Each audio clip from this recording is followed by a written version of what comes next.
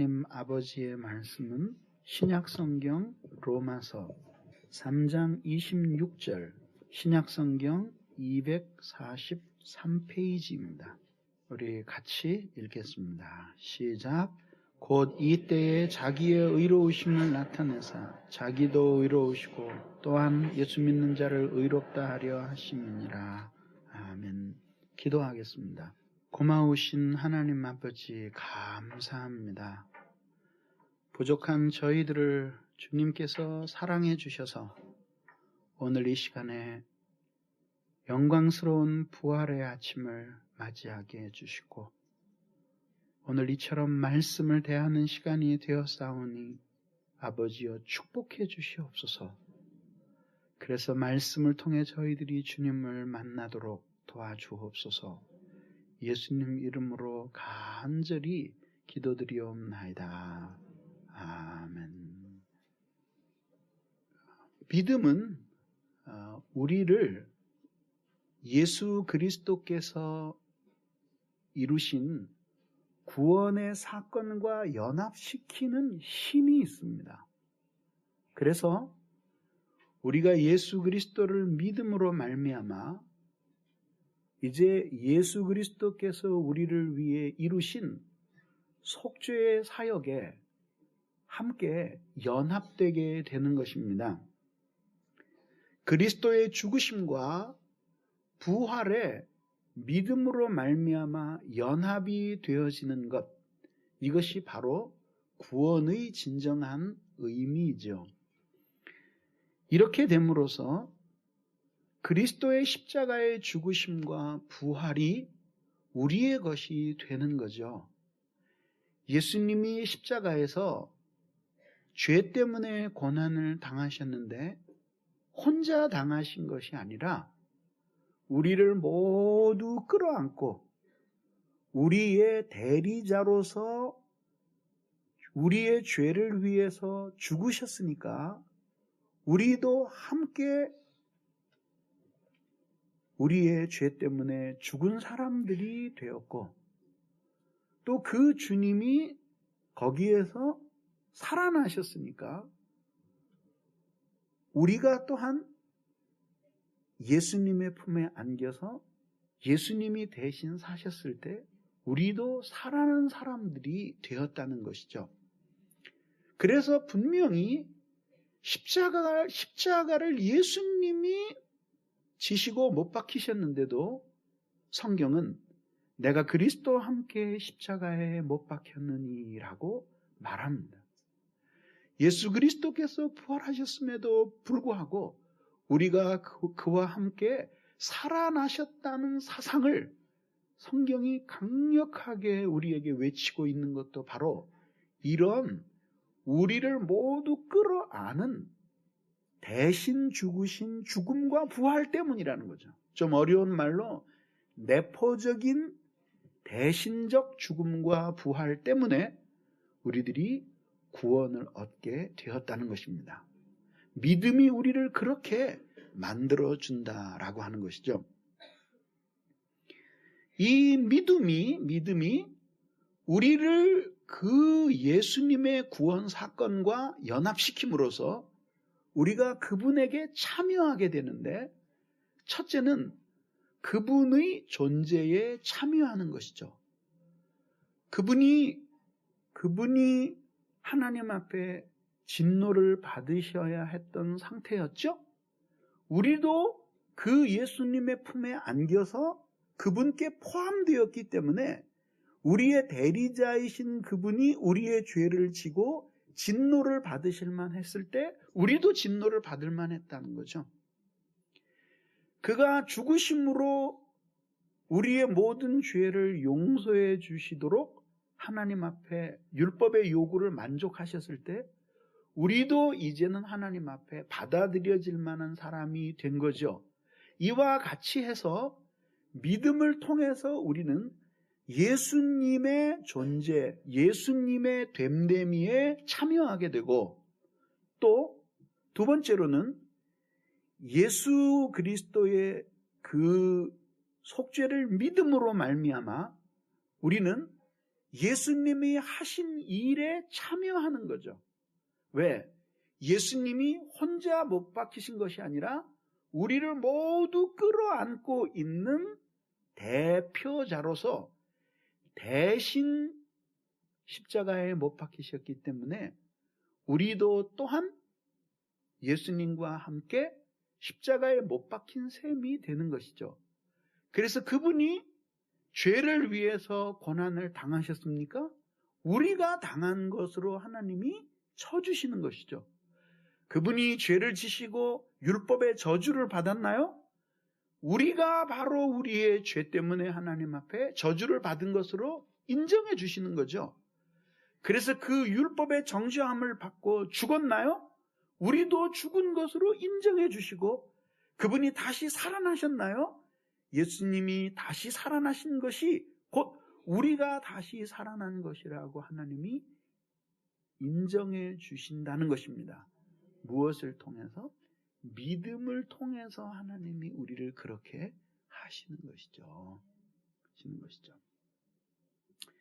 그렇게 될 때에 우리들이 구원을 얻게 되는데, 이 구원의 실제에 대해서 성경은 세 가지로 묘사를 해줍니다. 첫째는 칭의, 쉽게 얘기하면 의롭다 일컬음을 받게 해주시고, 두 번째는 화목하게 해주시고, 세 번째는 하나님의 자녀를 삼아 주시는 것입니다. 그런데 이 세 가지는 각각 어떤 관계를 염두에 두고 채용해온 그림입니다. 의롭다 인정해 주시는 것은 법정 관계에서 빌려온 그림이고, 하나님과 화목하게 하는 것은 인간 관계에서 빌려온 그림이고, 또 하나님의 자녀가 되는 것은 가족 관계에서 빌려온 그림입니다. 그 그림 같은 묘사를 통해서 우리에게 성경은 구원의 실제가 어떤 것인지를 생생하게 여러 각도에서 전달해주고 있는 것이죠.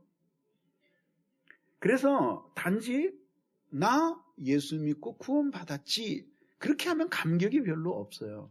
근데 이 구원이 어떤 것인지를 여러 각도에서 상세하게 설명을 듣고 나면은 정말 내가 받은 이 구원이 얼마나 놀라운가 하는 것이 가슴에 다가오고, 또 이렇게 구원해 주셨기 때문에 구원받은 자녀답게 살고 싶다는 소원이 우리의 마음속에서 식었던 소원이 다시 솟아올라서 하나님께 순종하면서 살 수 있도록 만들어주는 것이에요.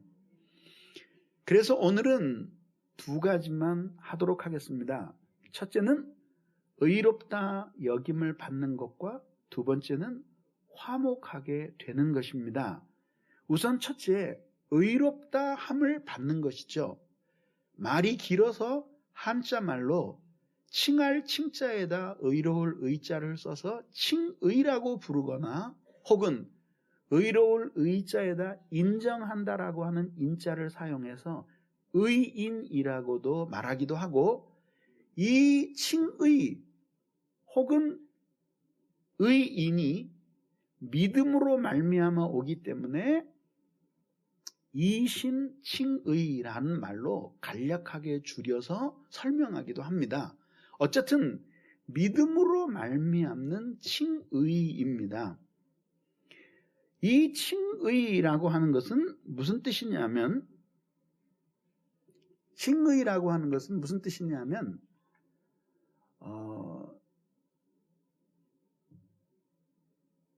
예수 그리스도의 온전한 의에 근거해서 죄인을 의롭다고 칭해 주시는 하나님의 은혜로운 선언이에요. 선언.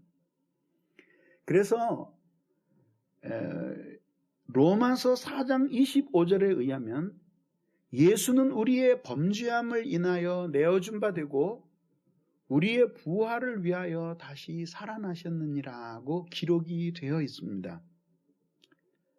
인간의 문제는 죄인인데 어떻게 거룩하신 하나님 앞에 설 수 있느냐라는 말하는 것이죠. 죄인은 거룩하신 하나님 앞에 서면은 그 거룩의 힘과 영향 때문에 심판을 받아서 파멸되어 버립니다. 그런데 우리는 분명히 그런 죄인이 되었고 그 죄가 우리 안에 들어와서 죽음이라는 질병을 가져왔고 그 죽음이라는 질병의 절망적 증상들이 악과 고통으로 나타나고 있는 것이거든요. 그런 속에서 궁극적인 원인인 우리의 죄가 우리를 이렇게 망가뜨렸는데 그런 더러운 죄인이 어떻게 하나님 앞에 나올 수 있는가, 하나님 앞에 다시 설 수 있는가 하는 것이 문제다 이 얘기죠. 오래전에 제가 알고 있던 형제 가운데 하나가 있었습니다. 옛날에는 그 가장 무서워하는 죄가 몇 가지 있었는데 뭐 한 80년, 70년대 이야기입니다. 그 중에 하나가 뭐냐면 병역 기피죄가 굉장히 무서운 죄였습니다. 지금도 아마 그렇게 가벼운 죄가 아닐 겁니다. 근데 이 친구는 얼마나 머리가 좋은지 군대에 입영을 해서 트럭을 타고 가다가 너무 군대 가기 싫어서 빡빡 깎은 머리로 밤중에 트럭에서 뛰어내려서 숲으로 도망을 갔대요. 그래가지고 민가에 들어가서 중학생 옷을 입고, 그러니까 이제 의심을 안 받지, 머리를 깎아두면. 예. 그리고 다시 집으로 돌아온 거예요. 그때부터 이제 도피 생활이 시작이 된 겁니다. 근데 불쌍해서 봐줄 수가 없어요. 왜냐하면 경찰만 보면 새가슴이야. 그러니까 시외버스는 절대 못합니다. 왜냐하면 시외버스는 그 당시에 항상 헌병에 검문이 있었어요. 그러니까 기차하고 시내버스 혹은 전철만 타고 그렇게 도망을 다니는데 직장도 취직을 못하는 거죠. 주민등록을 가지고 오라 그러니까 주민등록을 띄러 가려면은 주민등록증을 가지고 가야 되잖아요. 주민등록증이 나와야지 그걸 하잖아요. 그러고 다니니, 그러고 8년인가를 도망을 다니니 사람이 어떻게 되겠어요? 둘이 앉아서 이야기하다가도 남자 목소리 계십니까? 하면 다락으로 도망가는 거예요. 나 없다 그래. 두부장사가 와서 두들겨도 도망가고 쓰레기 치라고 와서 두들겨도 도망을 가고 둘이 같이 길을 걸어가다가도 골목으로 내빼. 왜 그러냐면 저기 경찰이 불신검문을 하고 있어요. 그러다가 나이가 30이 다 돼서 한 8년 도망 다니다가 길거리에서 경찰한테 붙잡혔어요. 그래가지고 결국은 다시 대구인가 어디에 있는 군대로 입대를 했어요. 그때는 이제 도망을 못 나왔어요. 아마 그 도망 못 나온 중요한 이유가 그때는 중학생 교복을 입어도 누가 중학생이라고 인정을 안 해줄 것 같아요. 다 늙어가지고 말이에요. 군대 가니까 그러더래요. 야, 너 몇 살이니? 그러니까 뭐 30 다 되죠. 너 나보다 6살 많은 거 알아? 네. 그러니까 야, 동생 같은 애한테 얘가 뭐냐? 알아? 네. 나 네 동생 몇째 동생 뻘이야. 근데 너 오늘 좀 맞아야 되겠다. 그렇게 하고 2년 반인가 3년을 하여튼 다 지독하게 고생하고 영창도 가고 또 그 다음에 뭐 군대도 가고 뭐 이중으로 고생한 거죠. 그러고는 다시 돌아왔어요. 그 다음서부터는 경찰이 있어도 담대하게 도망을 안 가더라고요. 왜? 이제는 과거의 모든 죄에 대해서 해결이 되었기 때문에. 그렇죠. 그 사람은 죄 있는 사람이었지만 요번에 어떤 사람이 있었냐면 8년 동안 재판에 시달렸던 어느 치과 의사가 있었습니다. 근데 아내와 딸이죠 아마 이렇게 모녀를 죽였다는 혐의를 쓰고 8년 동안을 괴롭힘을 당했는데 신문에 보도된 거 내가 8년 전에 기억을 하는데 저도 신문 기사 읽으면서는 이 사람이 죽였구나 이렇게 딱 생각이 됐어요. 사회면에 소음 뉴스로 몇 달을 나왔습니다. 근데 수사를 하고 그 수사 결과를 가지고 법원에서 판결했는데 1심에서 사형까지 받았는데 마지막에는 결국은 무죄로 풀려났습니다. 그러니까 그 사람이 받았던 고통은 얼마나 컸겠습니까? 이제는 전에는 그 사람이 사회적으로 돌아다닐 수도 없고 감옥에 있었겠지만 돌아다닐 수가 없죠. 왜냐하면 저놈 말이지 지 마누라하고 자식 새끼 죽인 저 짐승 같은 놈하고 다 손가락질을 했는데 이제는 그 사람 볼 적마다 나부터 손가락질 되는 게 아니라 야 8년 동안 참 고생했구나. 뭐 하고 싶은 얘기가 없냐고 기자가 물어봤더니 수사 좀 똑바로 했으면 좋겠습니다. 그걸로 끝이에요. 한이 맺혀 있는 거지. 수사 좀 똑바로 했으면 좋겠습니다. 그러니까 일순간에 그가 참 불쌍한 사람으로 그렇게 내 마음에 받아들여지는 거예요. 그러니까 이런 것이 뭐냐면 의롭다고 한 선언이 가져다 주는 유익이에요. 유익. 그래서 우리는 어떻게 하든지 간에 죄가 들어왔고 우리가 죄 없이 될 수는 없잖아요. 재판장이 넌 죄 없다 그렇게 선언한 거는 재판장이 내려가서 그 사람이 죄 없도록 뭐 도와준 게 아니라 확인을 하고 선언을 해준 거 아니에요. 선언을 해주니까 그것이 모두 통용되는 거잖아요. 칭의가 바로 그런 거예요. 그래서 이것은 법정적인 하나님의 행위예요. 법적인 행위란 말이죠. 죄가 있어요. 죄가 있는데 그런데 이 사람이 예수님을 믿는 그 순간에 하나님이 이제는 의롭다. 이제는 더 이상 이 사람의 죄, 과거, 현재, 미래에 지을 죄에 대해서 더 이상 거론하지 마라. 이 사람은 이제 죄 없는 걸로 내가 친다. 내가 없는 걸로 치겠다는데 뭐 하나님이 그렇게 말씀하시는데 최종적인 권위잖아요. 이게 더 이상 이 사람은 죄인이 아니다. 하나님이 선언을 해주시는 거예요. 그것이 무엇을 통해서 오냐 하면은 믿음을 통해서 온다는 거죠. 근데 이 의롭다함, 칭의라고 하는 것은 신명기 25장에 보면은 재판하여 의인은 의롭다 할 것이요 악인은 정죄할 것이로되 이렇게 나옵니다. 그러니까 성경 전체에서 의롭다 한다라고 하는 그 단어는 의롭게 만들어주고 역사에서 그를 의로운 사람으로 고쳐주는 그런 걸 포함하는 게 아니고 그냥 단순히 선포하는 거예요. 이 사람은 의롭다 이렇게 선포하는 것입니다. 선포하는 겁니다. 이것이 바로 칭의의 행위라고 하는 것입니다. 칭의의 행위예요. 그런데 이것을 하나님이 언제 주시냐 하면 예수님을 믿을 때 주신단 말이에요. 그 믿음이 어떤 것인가에 대해서는 금요일 날 상세하게 했습니다. 그래서 그것을 꼭 들어보시기를 바랍니다.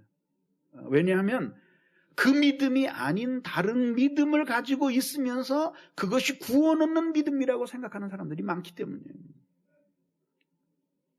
그리고 내가 믿음을 가지고 있는 건지 안 가지고 있는 건지 모르는 분들은 하여튼 꼭 금요일 날 설교를 들으셔야 됩니다. 근데 그 믿음을 가질 때에 우리를 하나님이 의롭다고 인정해 주시는 거예요. 그러면 이제 여러분들이 생각할 때, 야, 그 믿음이 대단한 거구나.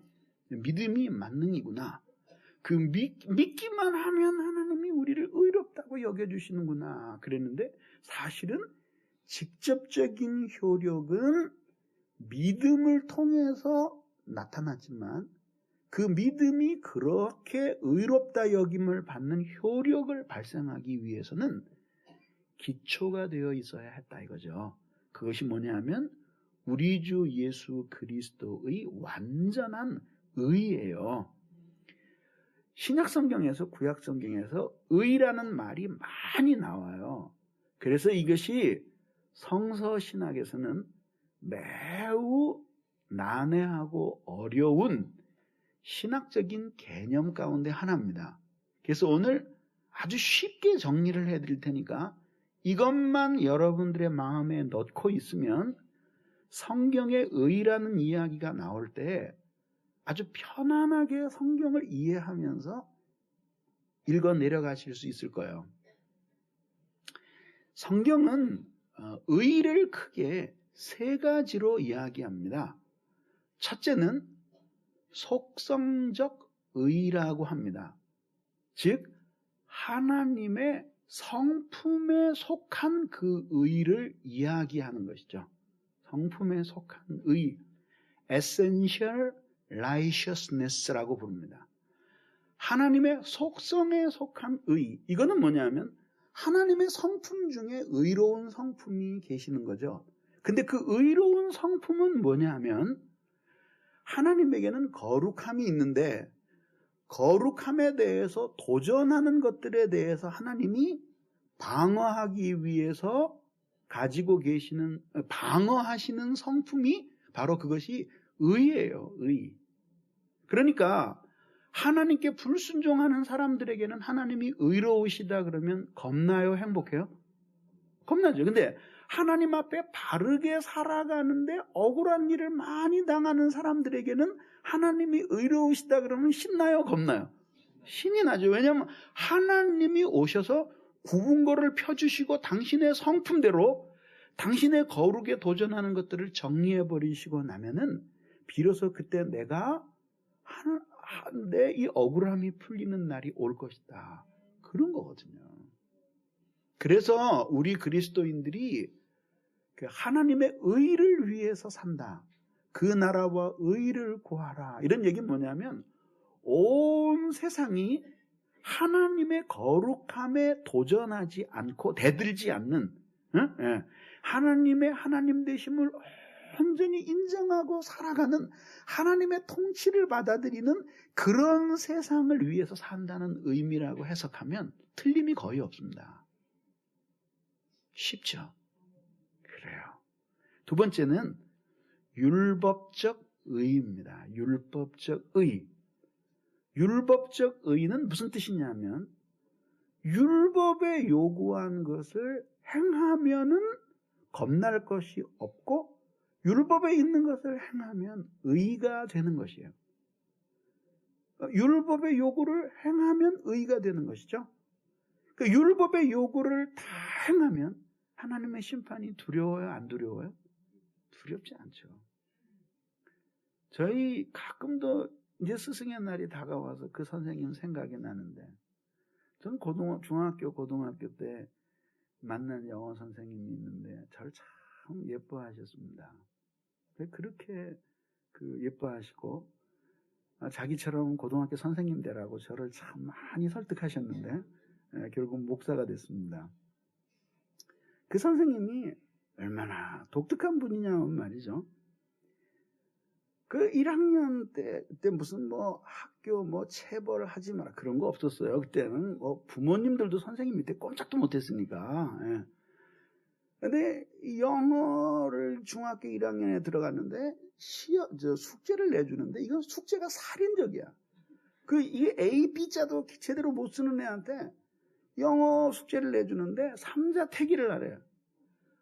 레슨 5 제5가를 다 외우든지 150번을 읽든지 50번을 쓰든지 셋 중에 하나를 하래요. 그러니까 외웠다 그러면은 자꾸 막히니까 안전한 방법은 뭐냐면 쓰는 거거든요. 그거를 쓰는 거예요. 근데 그때부터 인간이 악함이 드러나는 게 어떤 녀석은 그때는 복사기도 없었거든요. 밑에다 먹지 대고 쓰는 거예요. 25번 쓰고 50번 쓴 게 되잖아요. 먹지 됐으니까. 2장 되면 15번만 쓰면 45번 아니에요. 먹지 대고 쓰는. 이제 다 근데 썼는데 그 숙제를 밤을 새워도 도저히 못 하겠는 거예요. 근데 영어 숙제만요. 다 있죠. 그래도 어떻게 해가지고 천신만고 그때 해가지고 갔습니다. 그것도 잉크 찍어서 쓰는 펜으로. 그랬더니 선생님이 숙제해온 사람 손들어. 그러니까 숙제해온 사람이 거기서 한 10명 정도, 10명 정도밖에 안 됐어요. 그랬더니 다 일어나라 그러더니 책상을 치우라는 거예요. 다 치우고 숙제 안 해온 애들 갖다가 다 마룻바닥에 엎드리게 하더니 숙제한 애들 보고 타라 그러는 거예요. 그렇게 해놓고 선착순을 하는 거예요. 왔다 갔다 왔다. 그래서 1등 한 애 하나는 들여보내고 그 다음에 1등 한 애. 그러니까 애들은 막 땀을 삘삘. 그래도 또 그때는 제가 가벼웠거든요. 저 같은 사람 태운 애는 괜찮은데 한 65kg 되는 애 태운 애는 맨날 꼴찌야. 근데 이제 제가 말씀드리려는 건 이제부터예요. 그냥 이 숙제를 해가지고 간 사람들의 희망은 숙제 검사하는 거야. 그죠? 숙제를 안 해간 사람들의 내 평생 소원은 숙제 검사 안 하는 거. 그거예요. 그래서 그냥 그날도 가슴을 졸이면서 이 숙제 검사 안 하면 어떡하나 그랬는데 들어오자마자 숙제 검사한다. 근데 막 복음처럼 들리는 거예요. 이게 누구의 마음이냐 면 율법을 지킨 사람의 마음이에요. 근데 문제는 뭐냐 하면 율법을 다 지킨 인간이 없어요. 만약에 있다고 하면 그 길로 해서 구원받으면 되니까 예수님 오실 필요가 없죠. 인간이 벌써 죽음이라는 질병에 걸려서 그래서 이 악과 고통이라는 증상이 나타나서 율법을 지키기는커녕 자기 혼자 이렇게 살아가는 것도 지금 살 능력이 없는 망가진 존재가 되어버렸는데 그 주제에 무슨 거룩하신 하나님의 율법의 요구를 완벽하게 지킬 수 있냔 말이죠. 못 지킨단 말이에요. 그래서 율법으로 말미암는 그 의는 얻어낼 수가 없었던 거예요. 얻어낼 수가 없었던 거예요. 그러면 얻어낼 수 있는 방법이 딱 하나 있었죠. 그게 뭐였죠? 제사. 그러니까 제사, 일시적이지만 제사를 통해서 하나님 앞에 희생 제물을 드리고 그 제물이 나의 죄를 다 뒤집어 쓰고 심판을 받아서 죽으면 잠시 동안 그게 의가 되는 거야. 율법적 의가 되는 거예요. 율법을 행한 의와 같은 것이 되는 거예요. 그래서 하나님이 우리를 만나주시는 거예요. 근데 끝나고 나면 다시 범죄하는 거죠. 그러니까 이게 다시 또 막히는 거예요. 그런데 예수님이 제물로 오셔서 짐승으로라도 잠시 하나님과 화목할 길을 열어주셨는데 예수님도 우리의 죄를 위해서 제물이 되어서 죽으면 잠시만 하나님께 길이 열린다 그러면 예수님을 짐승하고 똑같이 치는 거 아니에요. 효과 면에서. 그 말이 되냐 얘기야. 말이 안 되잖아요. 그러니까 하나님이 예수님이 당신 자신을 화목제물로 바치셨을 때는 이 의의 효과가 그를 믿는 자들에게 영원하도록 만들어주신 거예요. 합리적이죠? 동의할 수 있죠? 뭐 동의 안 해도 할 수 없습니다만은 성경의 가르침 바로 그거라요. 그래서 그렇게 하나님이 예수 그리스도께서 죽으실 때에 우리의 의가 되게 해주셨는데 그게 율법의 요구를 만족시켜 주신 거라 이거죠. 그래서 율법의 의를 예수님이 성취하신 거예요. 무슨 얘기인지 알죠? 그래서 율법적 의를 완전히 성취하신 분은 율법이 주어진 시대에 태어나고 지금 이 시대에도 그걸 성취하신 분은 오직 한 분밖에 없어요. 예수님. 그분밖에 없어요. 그래서 율법적으로 의로우신 분이었는데다가 우리의 죄를 율법적으로 의로우신 분이었죠. 그러니까 당신 자신 때문에는 죽을 이유가 없었죠. 근데 문제는 지금 관심이 예수님의 의, 하나님의 의가 아니라 우리가 어떻게 의롭게 되었느냐를 이야기하는 거니까 관점이 지금 우리에게 와 있는 거 아니에요. 그러니까 예수님이 당신 자신을 위해서는 죽으실 필요가 없고 죄값을 치르실 필요가 없었는데 우리의 죄를 짊어지신 제물이 되신 거예요. 그래서 율법의 요구를 이루신 거예요. 그래서 일단 하나님 앞에 이 죄인들에 대한 의를 당신이 가지게 되신 거예요.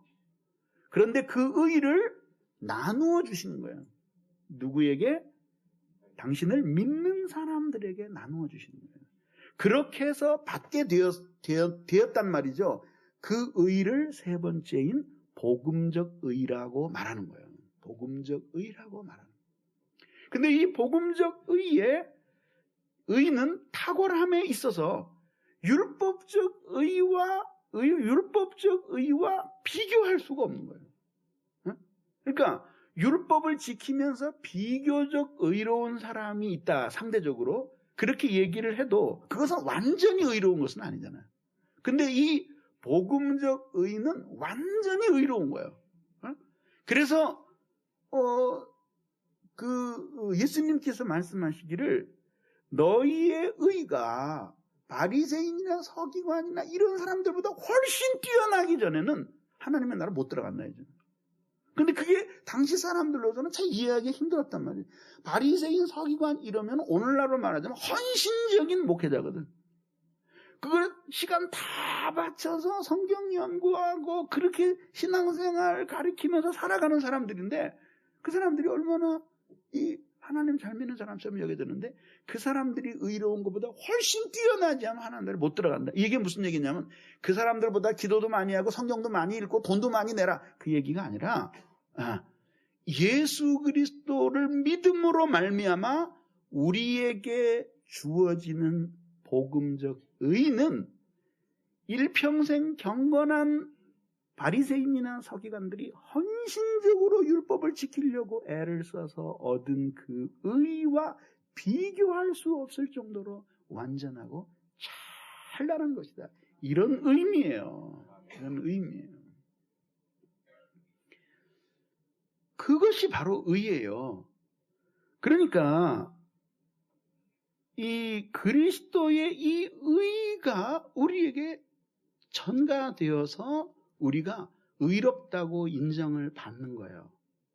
그래서 말씀드렸습니다마는 예수님이 우리가 예수 그리스도의 구원 사건이 뭐라 그랬죠?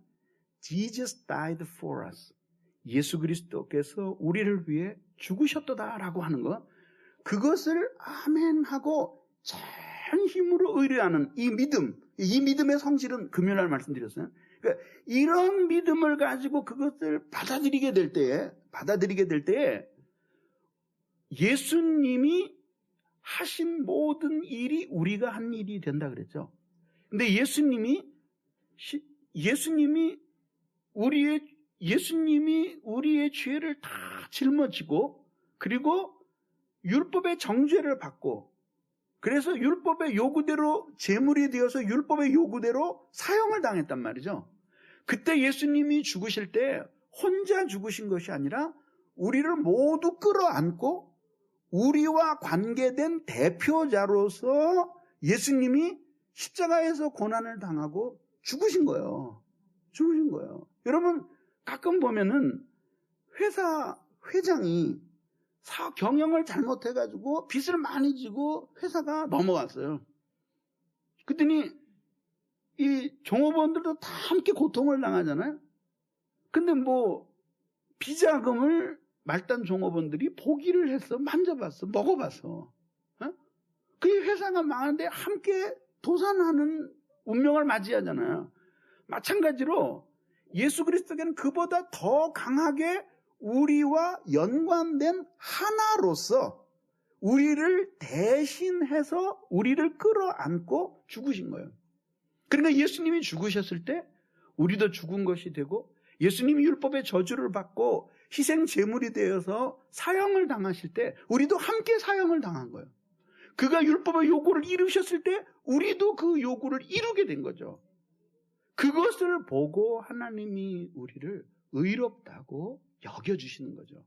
그러니까 그것이 우리의 입장에서 보면 거저된 것이지만 하나님의 입장에서 보면은 더 이상 지불할 수 없는 최고의 비용을 지불하고 우리에게 주신 구원이 되는 거죠. 그뿐만 아니죠. 예수님이 그렇게 죽었다가 사흘 만에 부활의 날에 살아나셨잖아요.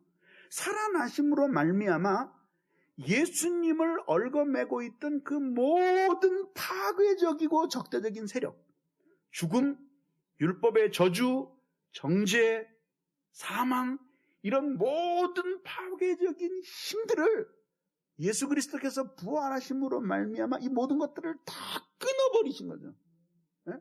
그 파괴적인 힘에서 예수님이 그걸 모두 끊어버리고 다시 살아나셨을 때 혼자 살아나신 것이 아니라 우리 모두 믿는 자들을 모두 끌어안고 우리와 한 덩어리가 된 존재로서의 대표자로서 우리를 대신해서 살아나셨기 때문에 그가 살아났을 때 우리도 함께 살아난 것이 된 거예요. 그래서 이 부활을 기뻐하는 이유가 바로 그것 때문에 이게 결함 먹는 날이라고 기뻐하는 게 아니야 이게.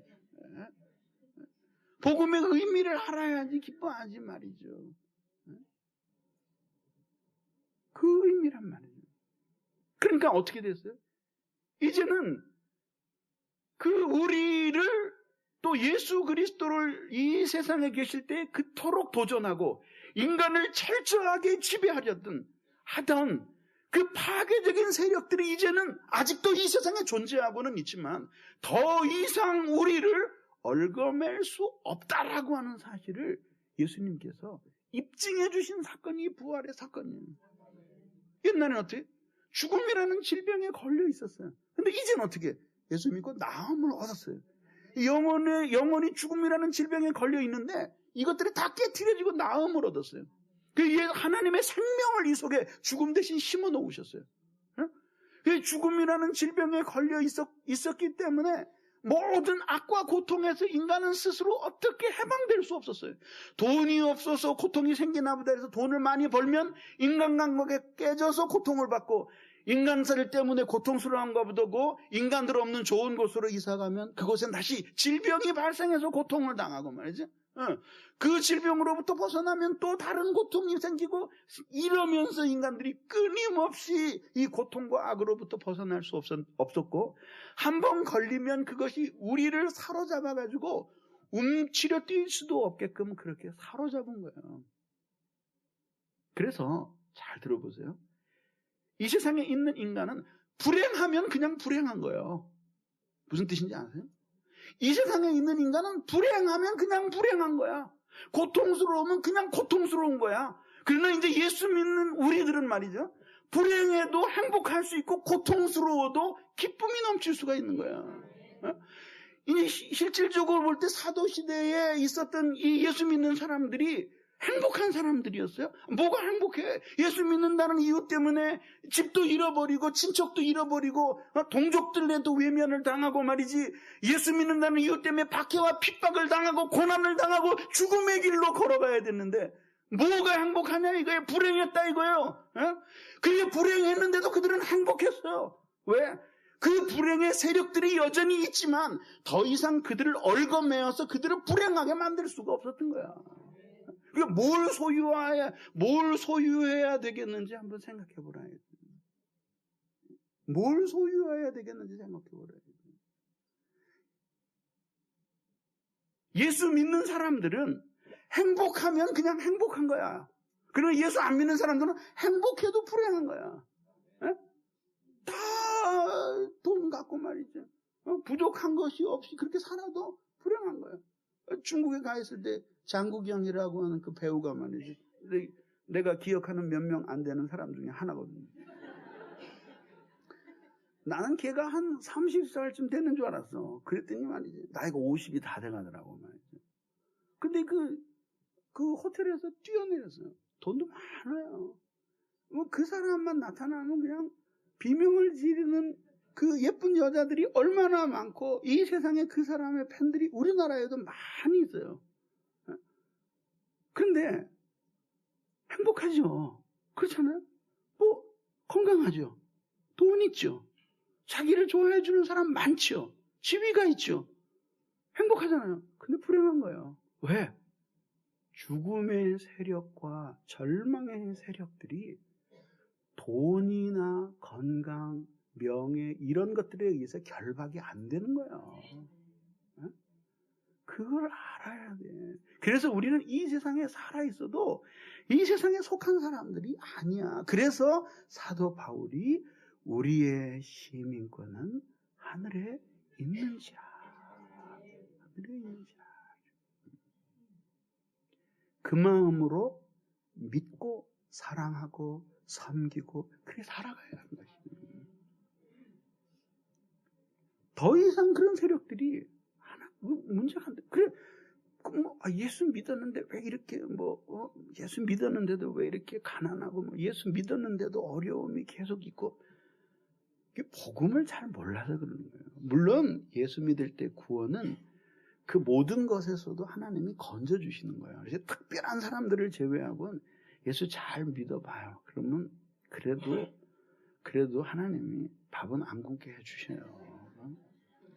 저도 예수 똑바로 믿고 나니까 비로소 그 어려움에서 벗어나더라고요. 나만이 아니라 다른 사람들, 내가 아무리 잘 살아도 내 형제, 동기간, 우리 어머니, 아버지, 이웃, 친척들이, 가까운 친척들이 고통을 받으면 내가 어떻게 행복해질 수 있겠어요? 다 연관이 되는데. 나 때문에 하나님께서 복을 주시는 거야. 그러니까 그렇게 해주셔요. 그렇지만 더 중요한 건 뭐냐면은 그런 것들이 이 세상에 아직까지도 죄의 세력이 있기 때문에 우리 바깥에서 다스려. 그리고 우리를 수시로 공격해. 그래도 이제 더 이상 그런 것에 이제 말하자면 더 이상 소용이 없다 이거죠. 마치 저항력을 가진 사람한테 그런 균들이 달려들어도 더 이상 이제 소용이 없듯이 잘 상관이 없는 삶을 살 수 있다 이거예요. 그게 바로 신앙이에요. 그래서 예수 믿는 사람들의 이 진정한 파워가 거기서 나오는 거예요.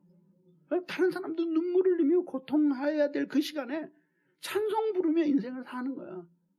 마라와 같이 쓴물을 머금으면서 탄식해야 될 때에 그때 두 손을 높이 들고 하늘을 향해서 감격적인 찬양을 부르는 거예요. 왜? 우리 이제 이겼다.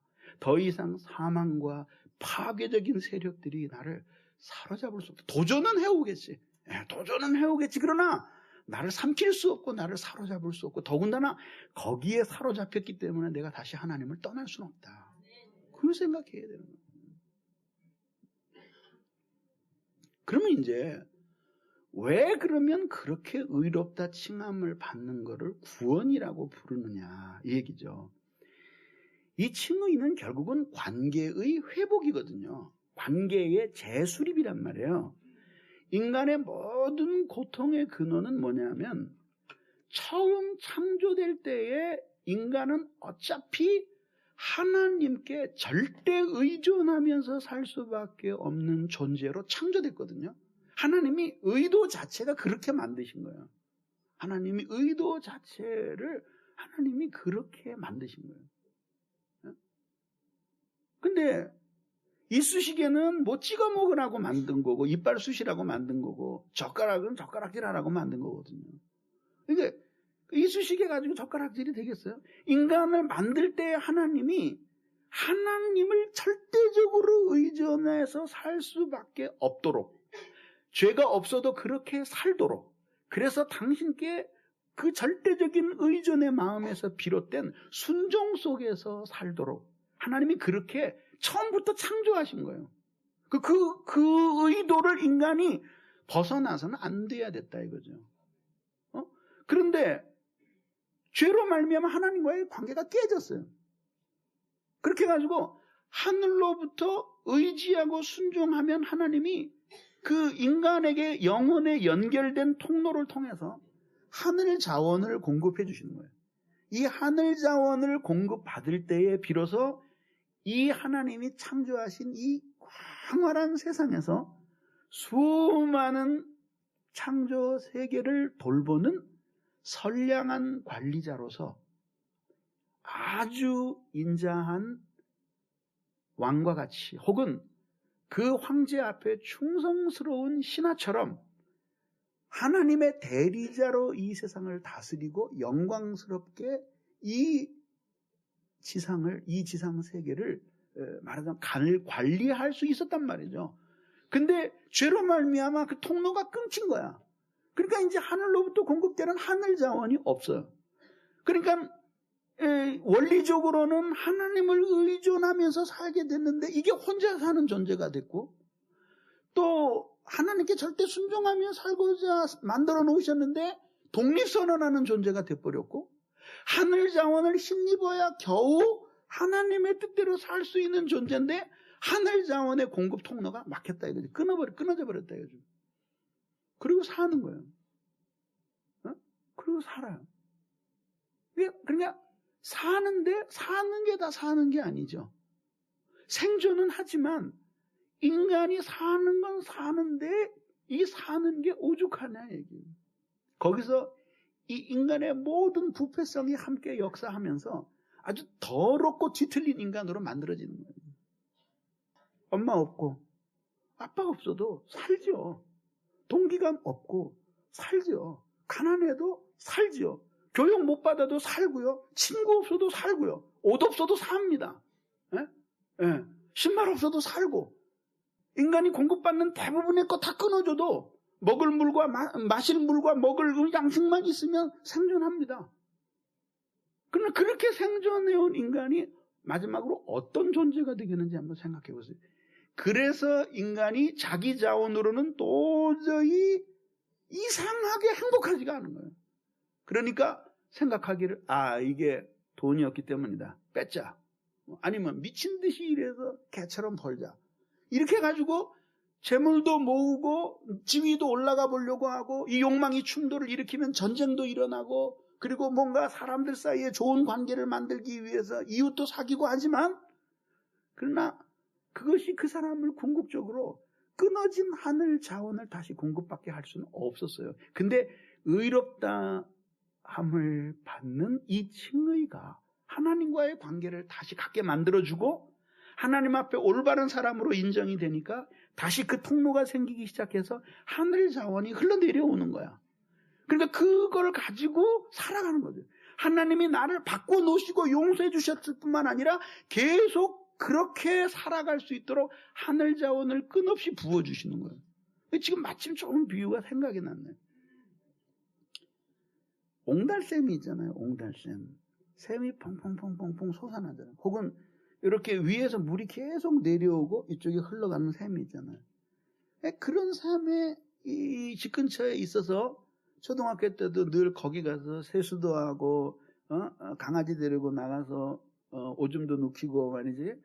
그렇게 거기서 이제 그 아침을 맞이했단 말이에요. 방학 때. 근데 그걸 놔두는 게 아니라 애들이 꼭 못된 애들이 진흙 갖고 와서 거기다 막 풀어놓고 도망갑니다. 그래도 물이, 그러니까 그렇게 놓고 갈 때는 금방 물이 더러워지죠. 근데 그게 그릇에 고여있는 물이면 계속 들어올 거야. 그죠? 근데 이건 어떻게 하냐면 물이 계속 흘러 들어와. 그리고 혹은 밑에서 계속 솟아나. 그러니까 어떻게 하죠? 막 더러워서 도저히 먹을 수 없을 것 같다가도 한 10분 있다 와보면 다시 깨끗한 물이 되는 거예요. 예? 우리를 이렇게 바꾸어 놓으셨다 이거예요. 예? 이해가죠? 이해가게 아주 쉽게 설명을 하고 있는 중입니다. 죽을 쓰고 있는 중입니다. 그런데 말이에요. 그러니까 그것이 바로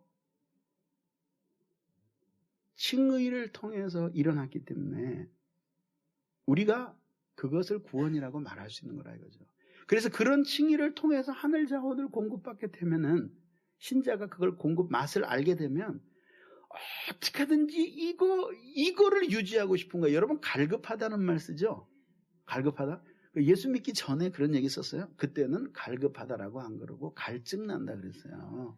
그때는 사이다 찾는 거고, 지금 갈급하다 그러면 사이다 먹고 싶다는 게 아니라 이 통로가 다시 열려서 하늘 자원이 공급되는 것이 많았으면 좋겠다 그런 뜻이란 말이에요. 네?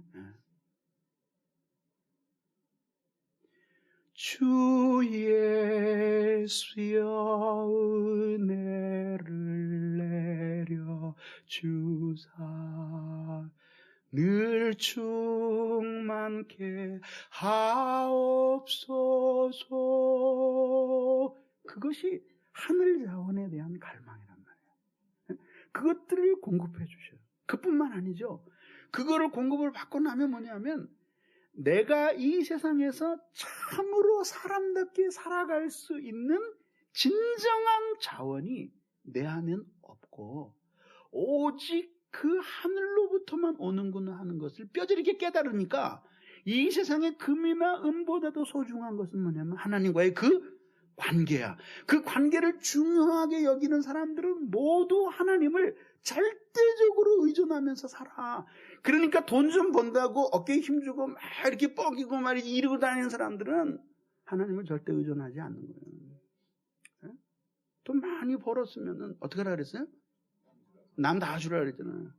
돈 많이 벌면 남 많이 주고 자기 것도 조금은 남겨. 굶으면 또 안 되지. 또 내일 살아야 되니까 좀 남기고 그 다 주고 말이죠. 에? 그러면 자기 자랑할 게 없잖아. 하나님이 주신 건데 말이죠. 그렇게 해서 살아가는 거예요. 그러니까 그 사람이 하나님을 향한 절대적인 의뢰의 마음이 있을 때에는 다른 사람이 나를 칭찬하는 거, 당신 참 사업 잘하네, 돈 많이 벌었어, 당신 진짜 대단해, 이런 얘기할 때 슬퍼.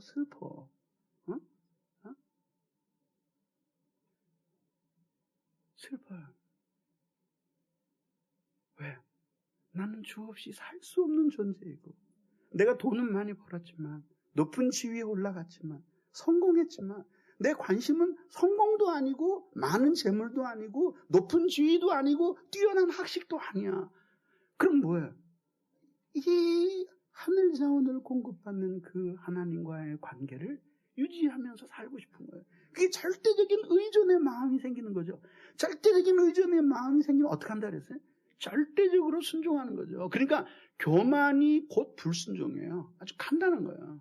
그래서 하나님이 이 교만은 마음의 불순종이고 불순종은 그것이 마음에 있는 것이 삶으로 나타난 거야. 그러니까 하나님이 그런 인간들을 제일 싫어하는 거예요. 제일 싫어하시는 거예요. 제일 싫어하시는 거예요. 그러니까 참된 신자는 모두 겸손할 수밖에 없어요. 겸손하다는 건 비굴하다는 얘기가 아니에요. 담대하고 당당하고 단호할 때는 단호하지만 이 겸손함은 사람 앞에서의 비굴이 아니라 하나님 앞에서. 하나님 앞에서. 난 아무것도 아닌 존재입니다. 네? 다윗이 범죄하고 나서 왕이었잖아요. 근데 죄를 무릅쓰고 하나님 앞에 기도하는 장면을 상상해보세요. 나는 하나님 티끌에 불과한 인간입니다. 아무것도 아닙니다. 그런 겸손함 속에서 살아가게 하는 것이 이 칭의이기 때문에 그렇기 때문에 우리의 공로가 아니라는 걸 알게 되잖아요. 우리의 공로가 아니라는 걸 알기 때문에 항상 하나님이 우리를 의롭다 칭해 주셔서 우리에게 하늘 자원을 공급해 주실 때마다 누가 생각이 나요? 그렇지. 우리에게 이런 신분을 허락해 주신 분이 예수님이시다. 근데 내가 아직 죄인 되었을 때, 그 예수님의 사랑도 모를 때, 하나님의 은혜도 기억하지 않을 때 하나님이 나를 이렇게 만들어 주셔서만 이렇게 나를 의롭다 여김을 받게 해주시고 내 공로는 하나도 없이 하나님이 나에게 하늘 자원을 공급하셔서 왜 나를 이렇게 살게 하실까? 그래서 감사와 은혜 이 눈물에 젖어서 사는 거야. 그래서 열심히 공부해서 무지한 사람들에게 빛을 던져주고 열심히 벌어서 다른 사람 다 주고 그래서 가시고기와 같은 삶을 사는 거예요. 그게 예수님이 여기 계셨더라면 살았을 삶이잖아요. 그걸 계승하는 거란 말이에요. 도시락 사준다니까 아멘 소리가 크더니 왜 이렇게 복음 믿습니까? 그래요.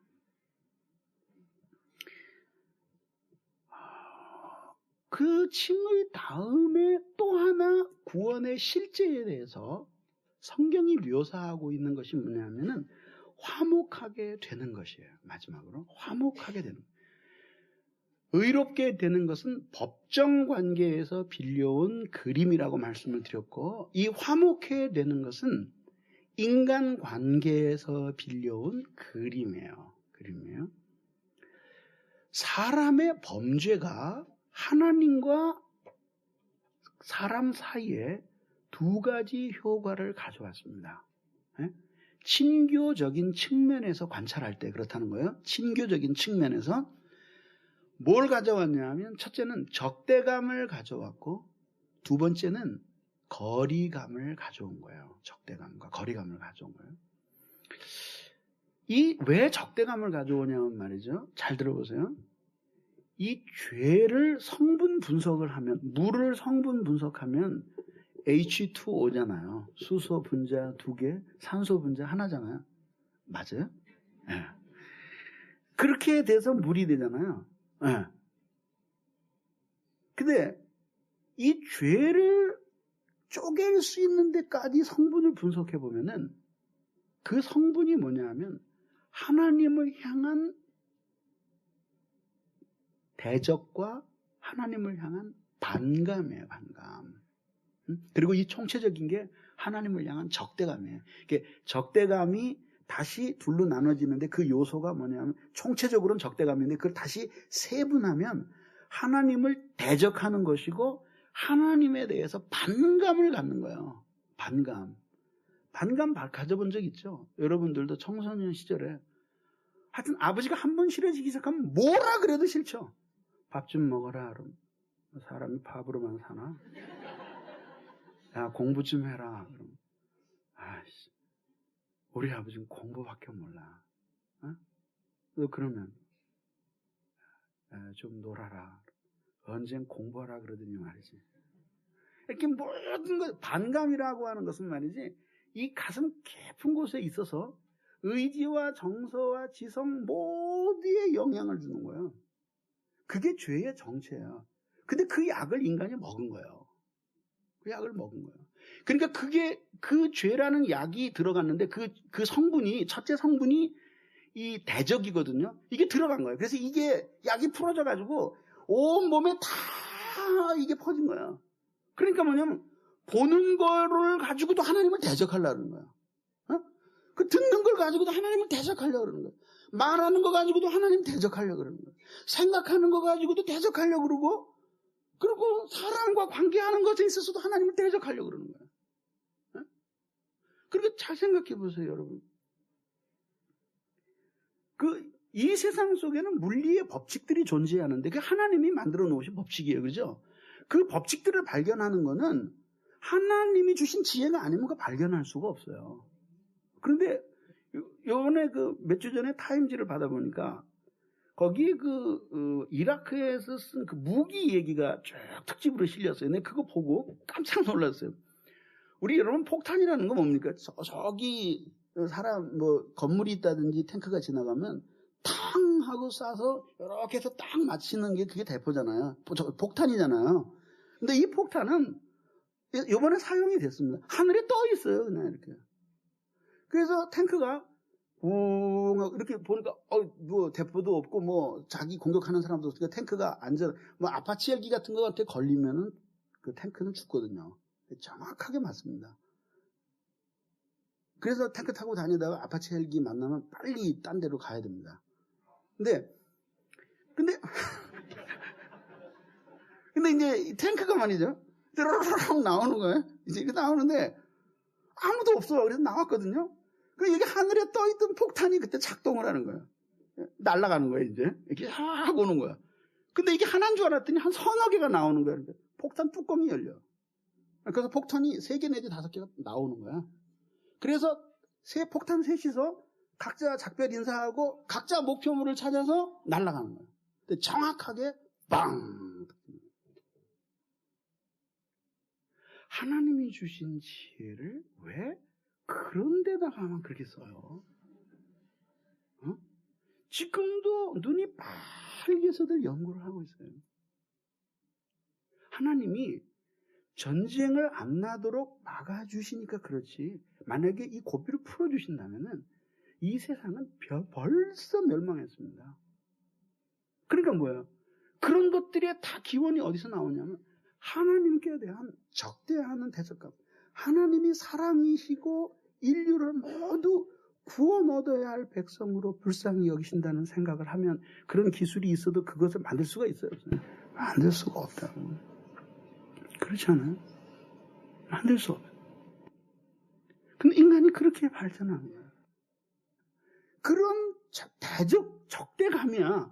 근데 그런 적대감이 하나님이 인간을 향해서도 가지고 계시다 얘기예요. 인간이 하나님을 향해 가지고 있다. 근데 이거는 부당한 거예요. 하나님이 뭘 잘못하셨냔 말이에요. 그죠? 지가 가서 따먹고 지가 범죄하고 지가 좋아서 나쁜 짓 하다가 괴로운데 왜 하나님 원망하느냐 이게. 다 지 잘못해서 그런다 말이에요. 그건 꼭 뭐하고 똑같으냐면 지가 가서 사고 치고 문제 일으켜가지고 감옥 들어가고 두들겨 맞고 불량비한테 돈 뺏기고 의도 터지고 와가지고 엄마한테 가서 엄마는 누구 허락받고 나눴어. 그러는 거하고 똑같은 거 아니에요. 어? 하나님이 뭘 잘못하셨냐. 그 인간의 하나님을 향한 적대감은 이건 부당한 거야. 그러나 들어보세요. 하나님이 인간을 향해 가지고 계신 이 적대감은 정당한 거야. 분명히 알아야 될 것은 하나님이 인간에 대해서 가지고 있는 이 적대감은 인간 자체에 대한 적대감이 아니라 인간이 가지고 있는 죄에 대한 적대감이에요. 왜? 그 죄의 성분 자체가 하나님을 향한 대적인데 하나님이 그걸 좋아하실 수가 있느냐 이거죠. 하나님이 그것까지 사랑하셔야 될 이유가 어디냐. 하나님의 성품이 그걸 할 수가 없어요. 그래서 또 하나 이해가 생각이 났어요. 비유가. 제가 언젠가 한번 차를 몰고 쫙 지나갔는데 그 길거리에 말이죠. 이 개를 기르려면 잘 이렇게 길러야 되잖아요. 근데 이게 길을 잘못 든 개가 이게 고속도로를 들어선 거라. 이게 고속화 도로를. 근데 그걸 피하지 못하고 차가 친 거예요. 그랬으면은 그건 뭐 되게 좀 누구라도 좀 와서 치면 좋은데 그놈을 놓고 그 개도 꽤 커요. 근데 그거를 계속 밟고 지나간 거야. 그 밤에. 그러니까 막 창자가 다 나와가지고 머리통이 진지해진 거야, 그게. 근데 내가 그 다음에 이제 좀 힘들더라도 참아요. 가슴에 새겨지니까. 근데 이제 어느 자매가 애인을 만나러 갔어. 데이트하는 날이야. 근데 말쑥한 양복을 차려입고 그리고 이 무스까지 바르고 말이죠. 겨울 연가에 나오는 사람처럼 이렇게 물까지 들이고 말이죠. 그리고 목도리까지 두르고 딱 나타났어요. 웃는 사람들은 회개해야 돼. 얼마나 많이 텔레비를 봤습니까? 난 2번밖에 안 봤는데. 근데 말이죠. 그래가지고 저기 있는데 그 사람을 향한 사랑은 너무 애틋해. 너무 보고 싶어서 간발해도 눈이 1cm는 나왔단 말이야. 그 눈물이 맺히도록. 근데 뭘 손에 들고 있는 거야? 가보니까 그 길거리에서 그 머리통 깨지고 말이야. 창자 다 터진 거 그걸 들고 그러고 말이지. 자기야 빨리 와 이러는 거예요. 가서 뜨겁게 안길 수 있어요 없어요? 간절히 바라는 건 뭐냐면은 이거와 이 내가 반감을 가지고 있는 이 뱉어져 죽은 짐승의 시체와 내가 사랑하는 이 남자친구가 떨어지는 게 가장 간절한 소원이에요. 그렇죠? 떨어지기만 하면 문제가 될 게 없어. 가서 뜨겁게 악수하고 사랑한다고 말할 수 있는데 그거를 들고 있는 게 아니라 그 다음에 품에 안는 거야. 근데 어떻게 거길 가냐 이 얘기예요. 대적하는 사람은 설득해서 그 마음을 바꿀 수도 있는데 이 대적이라는 감정 자체는 박살내서 없어버리지 않고는 안 되는 거란 말이죠. 이거를 인간이 하나님을 향해 가지고 있고 하나님이 인간을 향해 가지고 있는 거예요. 그러니까 아무리 의롭다 이렇게 불러주셔도 다시 화해가 되지 않고 거리감이 있다면 이건 진정한 의미의 화해가 아니잖아요. 또 하나가 뭐냐면은 거리감이에요. 인간 편에서는 하나님을 죄를 지음으로 말미암아 하나님을 두려워하는 거예요. 그래서 이건 처음부터 시작이 된 거예요. 그래서 하나님이 아담이 죄를 지은 다음에 아담에게 물으셨잖아요. 아담아 내가 어디 있느냐. 그랬더니 아담이 하는 말이 두려워서 숨었습니다. 그 누구한테 배웠냐 말이죠. 하나님이 얼마나 사랑스러우신 분이었는데 이 사람은 지금 하나님을 피해서 이제 아주 순식간에 무서운 분으로 돌변해서 숨은 거야. 어디에서 비롯된 거예요? 죄에서 비롯된 거예요. 그래 그 거리감을 가져다 준 거예요. 거리감. 이것도 지금도 똑같아요. 여러분 기도하는데 하나님과 친밀감이 안 느껴져요. 그죠? 기도하는데 친밀감이 안 느껴져요. 주님 그리고 불러도 대답을 안 하고 한 시간 기도하다 갔는데 혼자 중얼거린 것 같아서 마음이 너무 허전해요. 그게 뭐냐 하면 거리감이에요. 거리감. 응? 그 거리감은 피곤하다고 오는 것도 아니고 환난이 온다고 오는 것도 아니야. 돈이 없다고 해서 거리감이 생기는 것도 아니고 그 거리감은 오직 하나 때문에 말미암는 건데 그게 뭐예요? 죄와 불순종 때문에 오는 거예요. 오는 거예요. 그런 거리감이 있을 때에는 정확하게 여러분들이 절대 의존의 마음이 없어요. 그리고 하나님 앞에 절대 순종의 자세가 안 돼 있는 거예요. 그러니까 그럴 때 필요한 것은 뭐예요? 진실한 참회가 필요한 거예요. 사실 그렇게 하나님을 낯설게 생각하며 살아가는 사람들이 너무나 많은 거예요. 그러면 그 사람이 좋은 신자가 될 수가 없습니다. 여러분 이제 가정의 날 다가오는데 아버지하고 어머니하고 같이 다 사는데 항상 그 아버지 어머니가 두려워, 무서워, 혹은 굉장히 먼 친척만큼도 안 느껴지는 거야. 그리고 항상 불편하게 느껴지는 관계 속에서 자라온 아이가 정상적인 아이가 될 수 있겠느냐 이거죠. 똑같은 원리예요. 근데 그런 거리감을 인간은 자기 죄 때문에 가지고 있는데 하나님은 거룩함 때문에 그런 거리감을 가지실 수밖에 없는 거예요. 예? 예. 근데 그 화목은 바로 이 화목은 바로 이런 관계가 다 청산되어 버렸다는 거예요.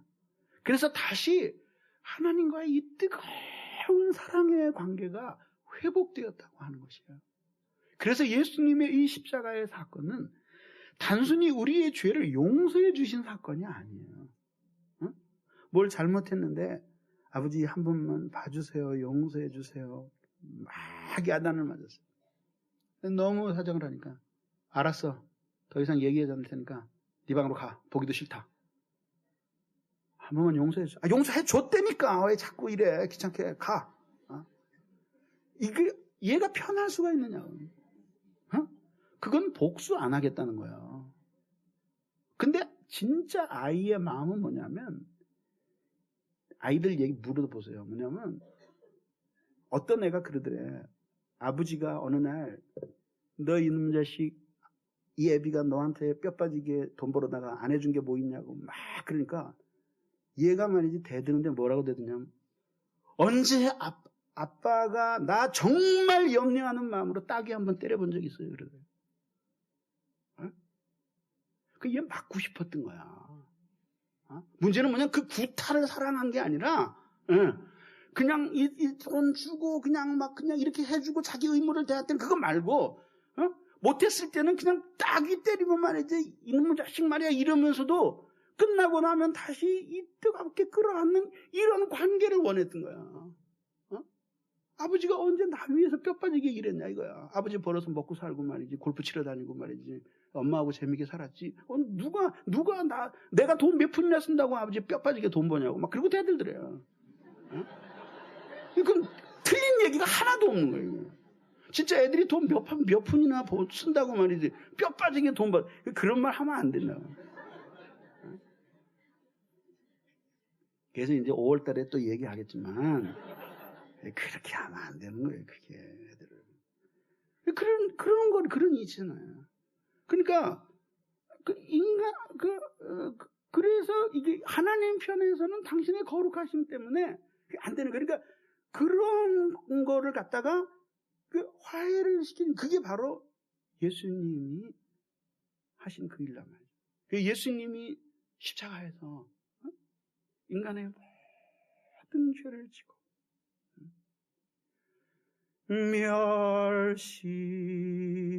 멸시와 욕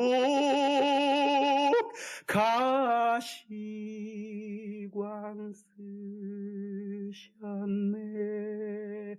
다 짊어지시고, 그리고 하나님이 죄 있는 어린 양이 된 거예요. 하나님이 거기에 율법의 요구를 따라서 진노를 퍼부은 게 그게 예수님의 십자가에서 비참하게 죽으신 거예요. 그걸 보고 먼저 마음이 움직이신 분이 인간이 아니라 하나님이란 말이에요. 그래서 요한 사도가 사랑은 여기에 있나니 우리가 그를 사랑한 것이 아니요 그가 우리를 사랑하사 자기의 외아들을 우리를 위한 화목제물로 주셨습니다. 그래서 하나님이 먼저 화해를 하신 거예요. 먼저.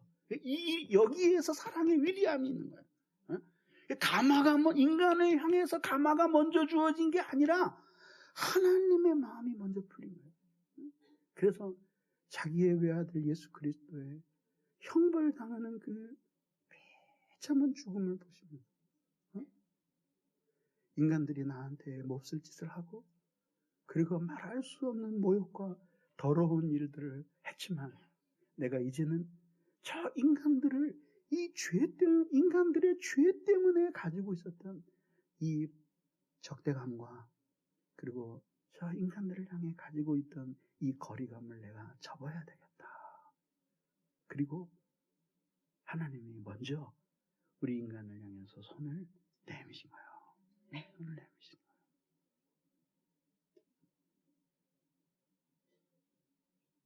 바로 그런 사랑이 예수님을 십자가에 못 박혀 죽게 했던 거란 말이죠. 그래서 예수님의 그 십자가의 죽음으로 이 구원의 실제가 이루어지게 되는데 그게 뭐냐면 놀라운 화목함이에요. 놀라운 화목함. 언제 한번 그 기사에 보니까 말이죠. 잡지에서 봤나 기사에서 봤나요? 청소년들은요. 아버지와의 관계가 좀 나쁜 거 가지고는 자살 안 합니다. 근데 친구와의 화목한 관계가 깨지면 자살합니다. 그래가지고 몇 년 전에도 여자애들 셋인가가 한꺼번에 자살했어요. 고층 아파트에서 뛰어내려서. 왜 자살했냐면 친구 관계 때문에 자살한 거예요. 그래서 저도 가만히 생각해 보니까 저도 친구를 막 이렇게 넓게 사귀는 그런 형이 아니라 이렇게 몇 명 그렇게 죽지 못해 따라다니는 그런 형이었거든요. 근데 그렇게 친절하게 사귀다가 뭐 때문에 틀어져. 그러면은요 공부도 못하고 정말 죽고 싶어요. 실현 당했을 때 느끼는 그 느낌하고 또 다를 거야 아마. 전혀 달라요. 그 화목이 깨지려 되는데 근데 그 사람을 또 학교 가서 매일 봐야 돼. 요즘 집에서 또 그런 걸 경험하고 계신 분 여기 계시죠? 부부싸움 해가지고 말이죠. 그때 그 고통은 이루 말할 수 없어. 그 고통스럽지 않다면 원래 그 사람하고 관계가 없던 사람이에요. 그런데 어떻게 해가지고 화해의 길이 열려서 잘 화해하고 그리고 라면이라도 하나씩 먹고 말이지 즐겁게 헤어지고 돌아오면은 그렇게 행복하고 날아갈 것 같을 수가 없었잖아요. 더군다나 이분이 사람이 아니라 하나님이시라고 생각을 해보라야지. 그 한없는 화목을 누리면서 살아가는. 그러니까 이제 하나님 앞에 의롭다 이 정도가 아니라 하나님이 나를 특별히 사랑하시는. 그래서 어떤 사람이 그래. 그 사람이 은혜 받지 못했을 때는 맨날 찬송 부를 때 너 같은 죄인 살리신 주 은혜 놀랍대. 너 같은 죄인 살리신 주 은혜 놀랍대. 그 사람이 은혜를 많이 받고 나니까 그 다음에 나 같은 죄인 살리신 주 은혜 놀랍대. 그리고 오히려 뭐라 하냐면 죄 때문에 낙심하는 사람들에게 봐라. 나도 살리셨는데 널 안 살리시겠냐. 왜? 난 죄인 중에 괴수니까. 이게 사도 바울의 고백이잖아요. 그게 바로 하나님과의 그 놀라운 화목을 경험한 사람들의 축제적인 언어예요. 축제적인 언어예요. 그러니까 너무 놀라운 거죠. 어느 정도는 하늘을 두루 마리 삼고 바다를 먹물 삼아도 그 크신 하나님의 사랑 다 기록할 수 없겠네. 그걸 느끼는. 이게 화목의 관계예요. 그러니까 어때? 매일 가도 매일 만나고 싶은 거예요. 우리 집안 식구들이 은혜 받고 나면 왜 그렇게 교회를 자주 가냐 그러는데 지금 이것도 너무 조금 가서 걱정인데 말이지. 일주일에 5번밖에 안 가는데 그것도 많이 간다고 말이지. 그런단 말이에요. 이번 주에는 7번째 지금 나오고 있잖아요. 그게 너무 보고 싶은 거예요. 이게 바로 뭐냐면 구원이 가져다준 화목이에요. 이렇게 화목하게 되면 어떤 효과가 일어나냐면은 이제는 하나님 앞에 하나님을 두려워하지 않는 거야. 이게 경건한 의미에서 두려워하지 않는 게 아니라 파괴적이고 이 부정적인 의미에서 하나님을 두려워하지 않는 거야. 하나님이 나를 구원을 취소시켜서 지옥으로 보내시면 어떡하나. 이런 생각이 안 드는 거죠. 여호와 하나님이 내 편이시니 누가 나를 대적하려. 방백을 의지하는 것보다 여호와 하나님을 의지하는 것이 나는 좋도다. 저녁에는 울음이 기숙할지라도 아침에는 하나님의 은총이 오리라.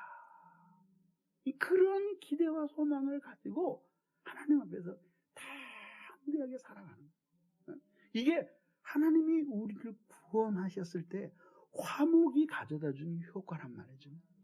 그런 속에서 이제는 세상이 뭐라고 요동해도 흔들리지 않는 평안함을 내가 다 가지고 있는 거예요.